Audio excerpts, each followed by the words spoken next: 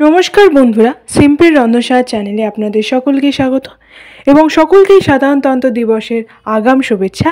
Happy Republic day in advance. আজ আমি আপনাদের সঙ্গে একটি খুবই টেস্টি এবং হেলদি রেসিপি শেয়ার করে নেব।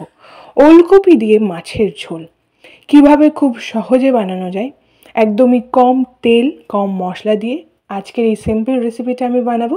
তো চলুন বন্ধুরা দেখে নিই। প্রথমে আমি মাছটাকে নুন হলুদ দিয়ে মিশিয়ে নিয়েছি। এবার এটাকে ভেজে নেব। তার জন্য কড়াইতে পরিমাণ মতো তেল দিয়ে দিয়েছি। আমি এখানে সাদা তেল দিয়েছি।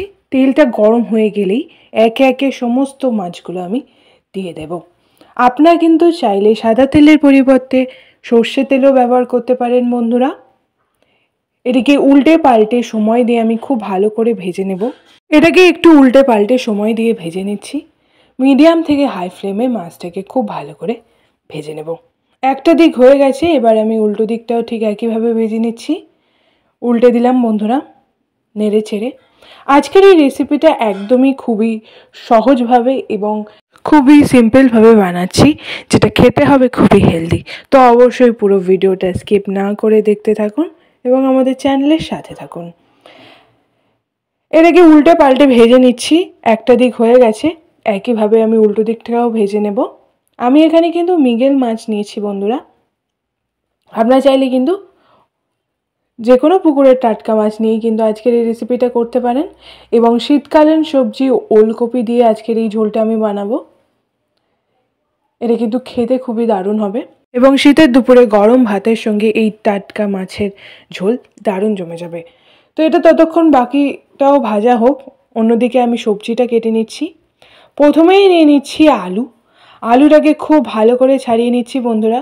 এটা মরশুমের নতুন আলু এবং এটা খেতে খুবই ভালো লাগে আমার।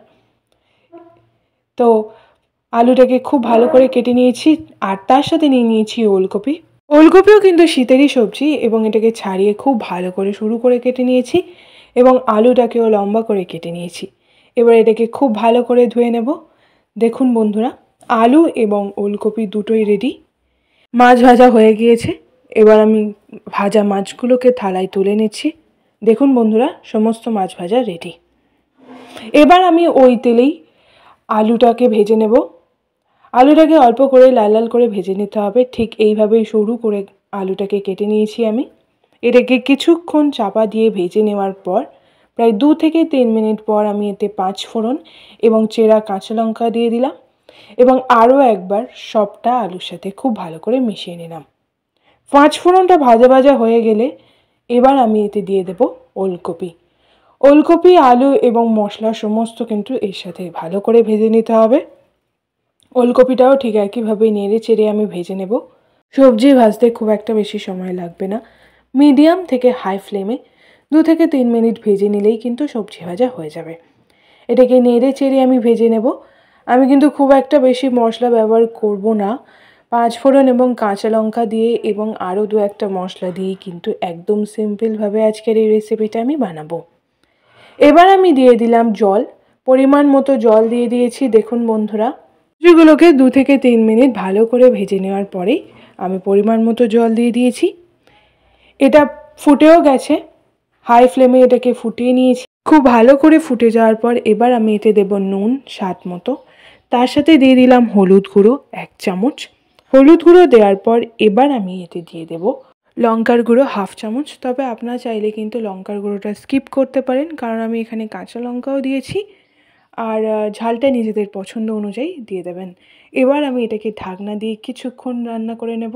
5 থেকে 6 মিনিট পর ঢাকনা খুলে এটাকে আরও একবার নেড়ে চেড়ে দেখে নেব। সব সবজি কিন্তু খুব ভালো করে সিদ্ধ হয়ে গেছে। দেখুন বন্ধুরা, এবার আমি ভাজা মাছগুলো দিয়ে দেব। একে একে ভেজে রাখা মাছগুলোকে খুব ভালো করে দিয়ে দিয়েছি। ঝোল কিন্তু অনেকটাই হয়ে এসছে এবং এটাকে আমি খুব বেশি পাতলা রাখবো না, একটু অল্প পরিমাণে ঝোল রাখবো। এবার এটাকে একটুখানি নেড়ে চেড়ে দেবো।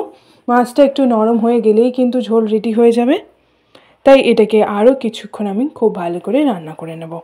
দেখুন বন্ধুরা, টাটকা সবজি দিয়ে জ্যান্ত মাছের ঝোল কিন্তু একদম রেডি হয়ে গেছে। এবার আমি এটাকে একটি পাত্রে ঢেলে নেব। দেখতে কিন্তু দারুণ লাগছে এবং একদম মাত্র কয়েকটা উপকরণ দিয়ে, ঘরে থাকা উপকরণ দিয়েই আমি এটাকে বানিয়েছি। সো টাটকা মাছের ঝোল রেডি।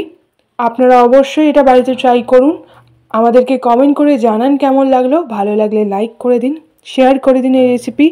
আমাদের চ্যানেল সিম্পল রন্ধনশালাটিকে সাবস্ক্রাইব করে দিন, পাশের বেল আইকনটি প্রেস করে দিন নতুন ভিডিও নোটিফিকেশন পাওয়ার জন্য, এবং আমাদের সাথে থাকুন। ধন্যবাদ।